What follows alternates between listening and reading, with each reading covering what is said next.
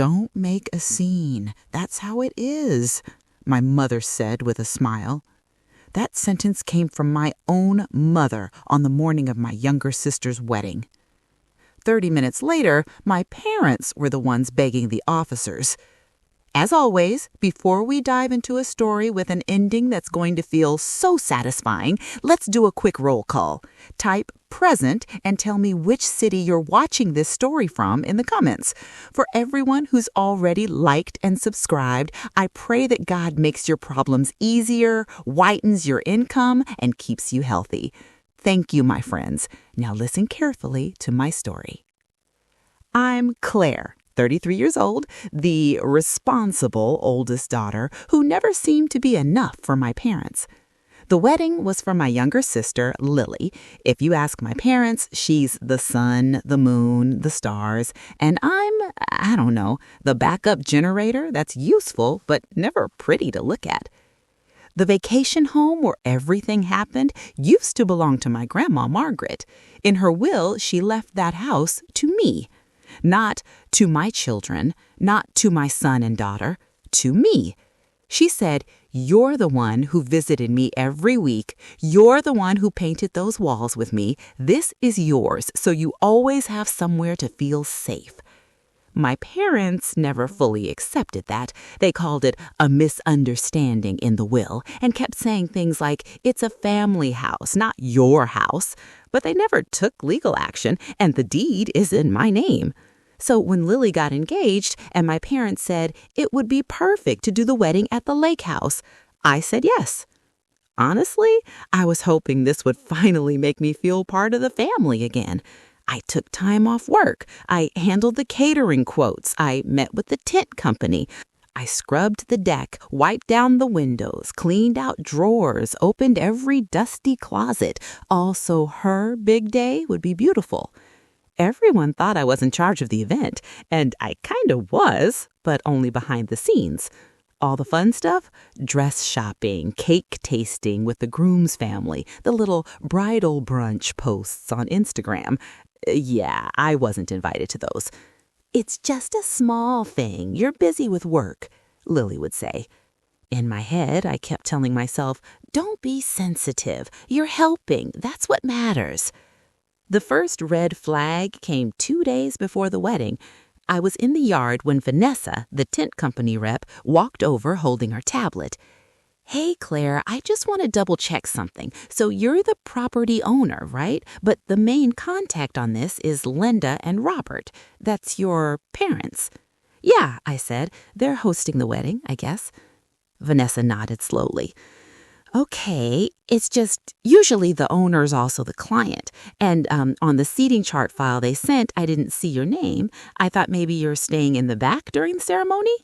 She laughed like it was a joke. I laughed too, but something in my chest dropped. "No, I'm sure it's just an old version. I'll check with them." Later, when everyone was busy inside, I went looking for that seating chart. I found it on the kitchen island, printed on thick paper, color-coded and pretty. I scanned it once, then again. Lily and Ryan at the sweetheart table. My parents, his parents, bridesmaids, groomsmen, cousins, aunts, uncles, close friends, work friends. No Claire anywhere. I went row by row. It was like trying to find my own name on a school list and realizing I'd never been enrolled. Then I saw it on the second page near the bottom, under a different header, Staff/vendors. Claire, coordination, errands. My throat burned. I took a photo of the paper with my phone, my hands shaking a little. In my head, I was thinking, okay, maybe this is how they're organizing things. Maybe it's not that deep. I wanted to believe it so badly. That night, I overheard something that ripped away all those excuses. I was coming down the hall with extra towels when I heard my mother's voice through the half-open door of the master bedroom. "Once she signs those papers, we can finally get this house properly in our name.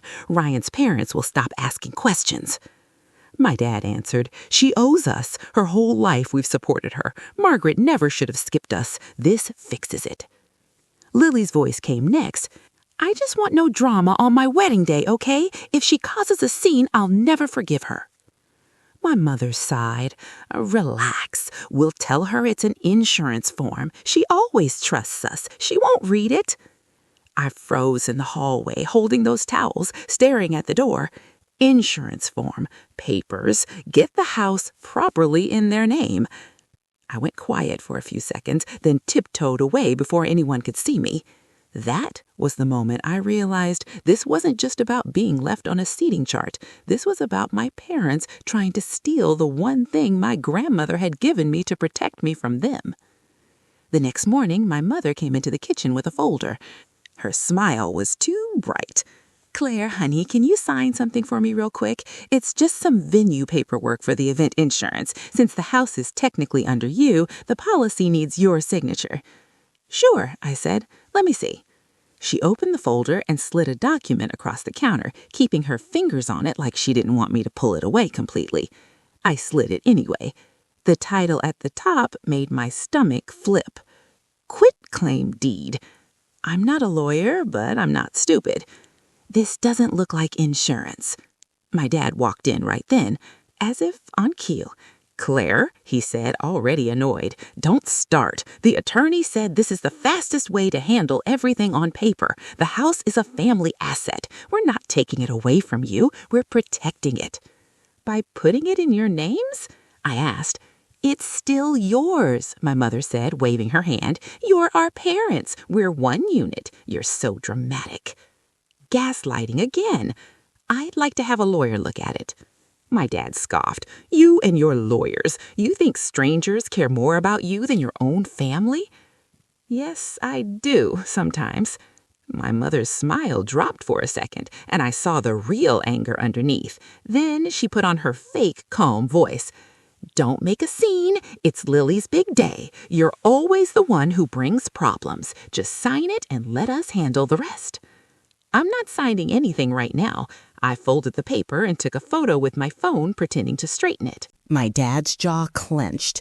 "If you don't sign, Ryan's parents will pull their support and the whole wedding will fall apart. You want your sister to remember you as the one who destroyed her wedding?" There it was, guilt as a weapon.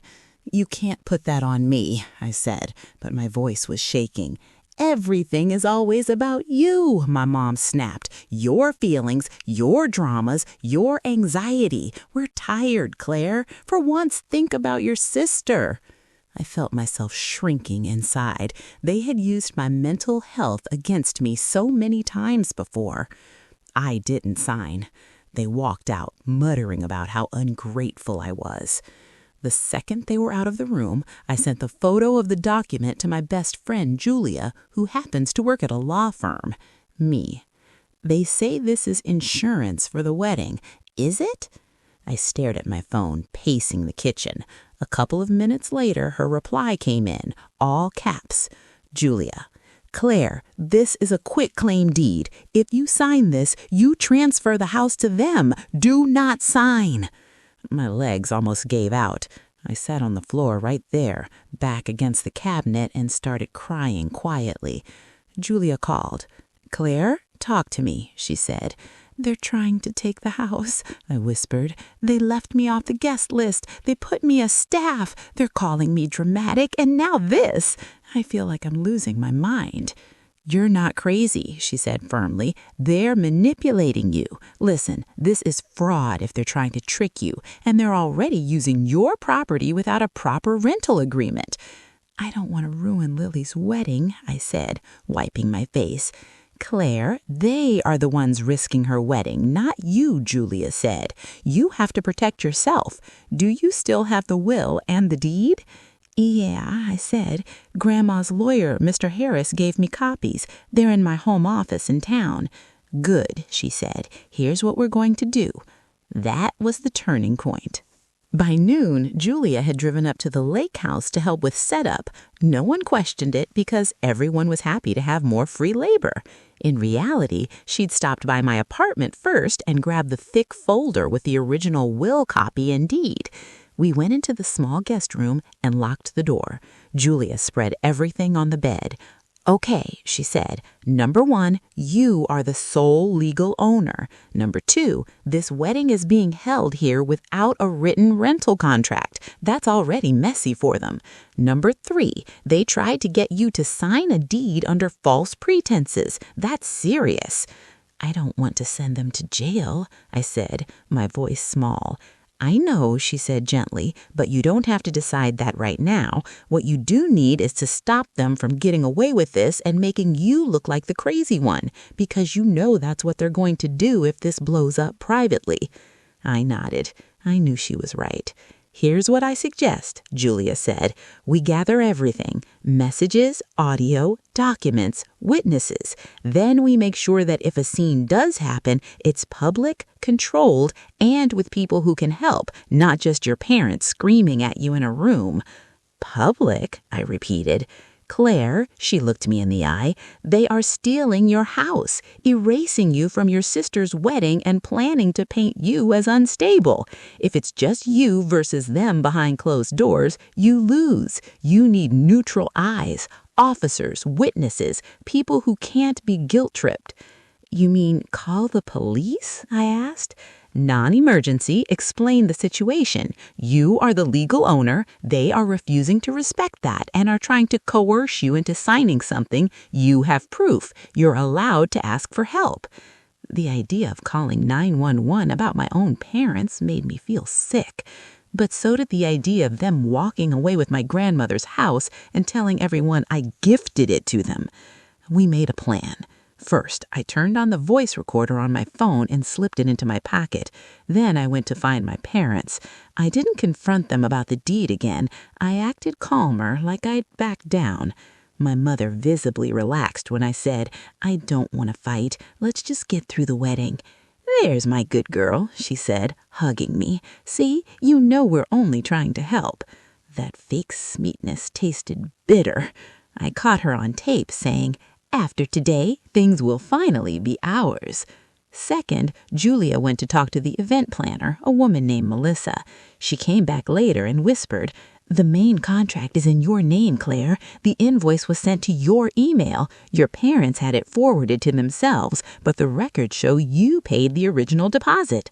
Good, she said. That helps. She also called Mr. Harris, Grandma's old lawyer, and put him on speaker. He confirmed again that the will left the house only to me and that my parents had complained about it at the time. I still have notes, he said. If necessary, I can testify. I also see an alert from the county clerk. Someone recently tried to file a deed on your property, but the signature didn't match your previous records, so it was flagged.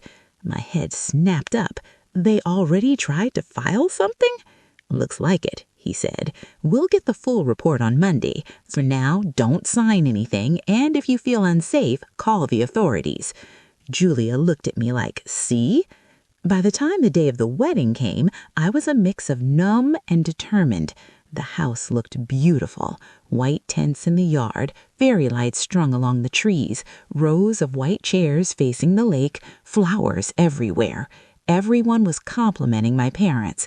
You really outdid yourselves, one aunt said. This place is stunning. My parents soaked it up like they were the ones who painted the walls with Grandma, who mowed the lawn, who fixed the leaking bathroom. Not one word about me. At around 2 p.m., I walked past the welcome table and saw the final printed guest list.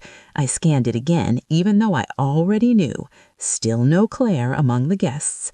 Then my eyes fell on a small clipboard behind the table where the coordinators had their own notes. Staff and vendors, catering team, photographer, band, Claire, property contact/errands.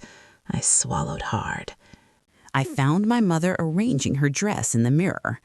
Mom, I said quietly, why am I not on the guest list? She didn't even turn around. You live here, she said. Why would you need an invitation? I don't live here. I own here, I said, and everyone else still has their name on the list, even people who live nearby. I'm listed as staff. She turned then, smiling that sharp little smile. Claire, don't make everything about you, she said. You said you wanted to help. This is you helping. Don't make a scene. That's how it is. My father walked in and added, if you start something today, everyone will finally see what we've been dealing with for years. Do you really want that? There it was again, the threat to my reputation. I felt this weird calm settle over me. I understand, I said. I walked out. On the outside, I did exactly what they wanted. I checked with the caterer. I made sure the coolers were filled. I helped the florist move some boxes. People kept thanking me on behalf of my parents for letting them use the house. Inside, I was counting down. When the chairs were full and the music started and the officiant was setting up at the front, I stepped around the side of the house where it was quieter. I pulled out my phone and dialed 911. My voice was steady. Hi, I said. I need officers at my property. There's a large event happening here. I'm the legal owner, but the people running it are trying to pressure me into signing over the house with fake paperwork. And they've left me off the guest list and telling people I'm unstable. I'm scared it's going to escalate if I confront them alone. The operator asked for details. I gave my name, address, explained about the deed, the will, the earlier attempt to file, and that I had my lawyer present and documents ready. So you're requesting officers to keep the peace while you address this? She said. Yes, I said. I don't want to fight. I just want them to stop using my property and trying to steal it. We'll send a unit, she said. I hung up and took a deep breath. A few minutes later, the ceremony music changed. The bridesmaids walked down the aisle. I watched from a distance like some stranger peeking into someone else's party. Then I saw it, 2 police cars pulling up near the entrance. My heart was trying to crawl up my throat, but I walked over to meet them calmly with Julia next to me. Claire, you called? One officer asked. Yes, I said, handing over my ID, then the folder with the deed and will. This is my property. He looked through the papers, then at the giant event happening behind me. Okay, he said, let's talk to the others. We walked toward the tents. Guests noticed immediately. Heads turned. The music from the speakers kept playing, but there was this buzz of confusion.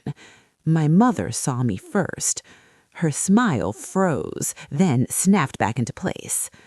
Officer, she said, stepping forward, is there a problem? Yes, the officer said. We received a call from the property owner. She laughed lightly and put a hand on my arm like we were close. Oh, Claire again, I'm so sorry you were dragged out here. My daughter has a history of overreacting. We've already talked to her doctor about her anxiety. She's just overwhelmed with the event. Ma'am, the officer cut in, she showed us the deed. This is her property. For the first time, my mother's eyes flickered. My father came over, already raising his voice. This is our family house. We've paid for everything here for years. She's confused. She likes to twist things to look like a victim. There it was again, the role reversal right in front of the officers. Julia stepped forward calmly. Officer, I'm Julia Hayes. I'm Claire's friend and also a paralegal. Here's the will and deed. You'll see the house was left to Claire only. Also, we have copies of a quitclaim deed her parents tried to get her to sign this week under the lie that it was insurance paperwork. She handed over another set of documents. Guests were starting to gather closer, whispering. The ceremony had basically frozen. Is this really happening? I heard someone say. Ryan, the groom, walked over, confusion on his face. What's going on? He asked. Nothing, my mother snapped. Claire is ruining your wedding, that's what. The officer looked through the documents and then at my parents. Sir, ma'am, can you explain why there's a deed here transferring the house from your daughter to you when she says you told her it's insurance? My father's face went pale. That's between us, family business. No, it's not. It's fraud. My mother tried to smile again, but her lips were trembling. This is ridiculous. We were just trying to make things simpler. A form is a form. Claire misunderstood. She always misunderstands. I pulled out my phone. "Then why, Mom," I said loudly enough for people to hear, "did you say after today things will finally be ours and we'll tell her it's insurance? She never reads anything." I opened the recording app and hit play. Her own voice came out of my phone, clear as day. "Once she signs those papers, we can finally get this house properly in our name. We'll tell her it's an insurance form. She always trusts us."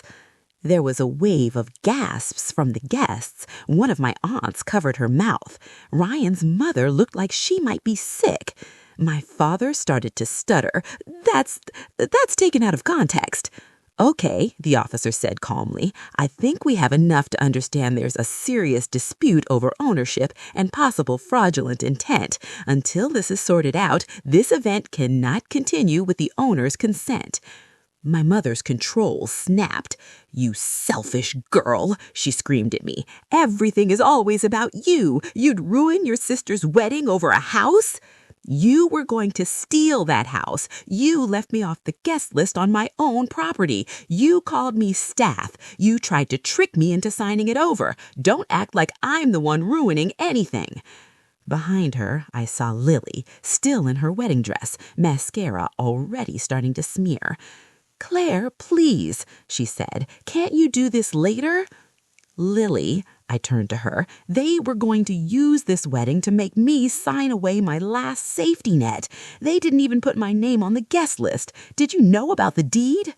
She blinked, looking between us. Her eyes slid to my parents. My mother opened her mouth, but someone else stepped forward. It was Melissa, the event planner. "Actually," she said quietly, "I think you all should see this too." She showed the officers her contract folder. "The property owner name for this event is Claire," she said. "Here's her signature, and here are the emails where I sent confirmations. Mr. and Mrs. Turner asked me to change the contact name later, but we never filed new ownership." The officer nodded. "Thank you, ma'am." My parents were now visibly shaking, and then came the final nail. Another man stepped into the circle, looking uncomfortable. "Excuse me," he said. "I'm Mark Davis. I'm a real estate agent. Mr. and Mrs. Turner approached me last month to list this property for sale. They signed paperwork stating they were the owners and that their daughter had given them the house. When I requested the deed, they said it was being updated. After this, I'm withdrawing from that listing." He held up his own folder with their signatures. I stared at him. I had no idea any of that was happening. Ryan's father, who had stayed back until now, turned to my parents, his face red. "You told us the lake house was yours," he said slowly. "You said you were putting it up as collateral for the business after the wedding. Were you planning to do that with a property that isn't even legally yours?" My parents looked trapped. My mother opened her mouth, closed it, and then started crying. Real or fake, I honestly didn't care anymore. "I was supposed to be proud of you," Ryan's mother said to Lily quietly. "And this is the mess we walk into." Lily broke down completely then, sobbing. "Mom, Dad, did you really?" she choked out.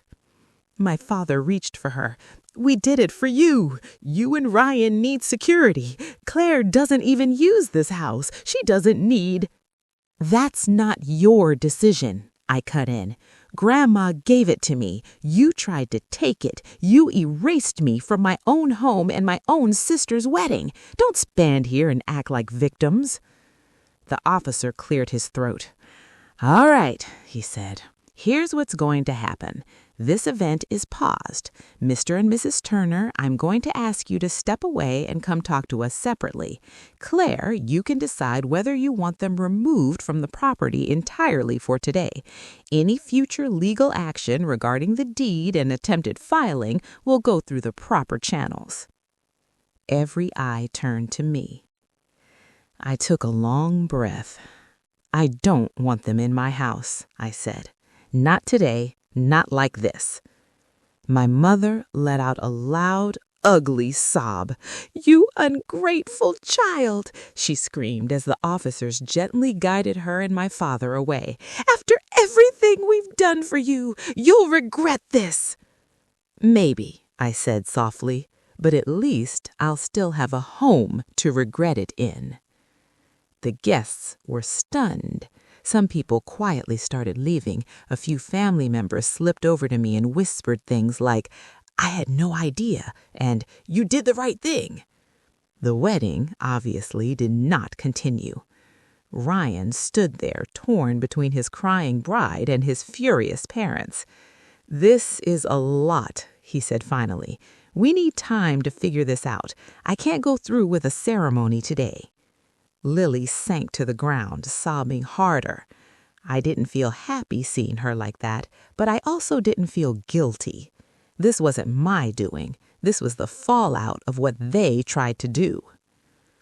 In the weeks that followed, things got even messier, but also clearer. With Julia and Mr. Harris's help, I filed a formal complaint about the attempted fraudulent deed. The county clerk sent a written statement about the flagged filing. My parents got a visit from investigators. I don't know all the details, but I know they had to hire their own lawyer, and it cost them a lot of money. They tried calling me dozens of times. I didn't pick up. They sent long messages flipping the story, saying I had humiliated them in public, that I had destroyed Lily's life, that I had chosen money over family. Classic role reversal. I kept screenshots of every single one. At some point, my father sent, "Don't worry, we'll tell everyone you're mentally unstable. They'll understand." That one went straight into the evidence folder. Lily and I didn't talk for a while. Then one day she showed up at the lake house alone. She looked smaller without all the wedding makeup and the big dress. "I didn't know about the deed, I swear, Claire. They just told me you were being difficult, that you didn't want to share, that you always made things hard." I let out a small, humorless laugh. "Do you hear how messed up that sounds?" I asked. She nodded, eyes filling with tears. "Yeah," she whispered, "I do now." We're not magically best friends now, but we're talking, and she's starting to see my parents the way I've seen them for years. As for the house, I moved in full time. It's not just a vacation home anymore. It's my home, period. I fixed the little things Grandma never got around to. I planted some new flowers by the porch. I hung photos that had nothing to do with my parents, just me, Grandma, a few friends who actually show up because they care, not because they want to look good. Legally, my parents have zero claim to the place. They know now that pushing again could have real consequences. Emotionally, I've accepted something too. They might never be the parents I wanted. But I don't have to keep handing them the knife and then be surprised when they cut me. From everything that happened, I learned that family is not a free pass for people to steal from you, erase you, and then blame you when you defend yourself. You can love people and still say no when they cross the line, especially when it comes to your safety and your rights. If you're in a situation like mine, please don't let guilt and fear stop you from protecting what's yours. If you've been through something similar or want to share your own story, write it in the comments. Don't forget to share this video with your friends, hit the like button, and subscribe so you don't miss the next stories coming up.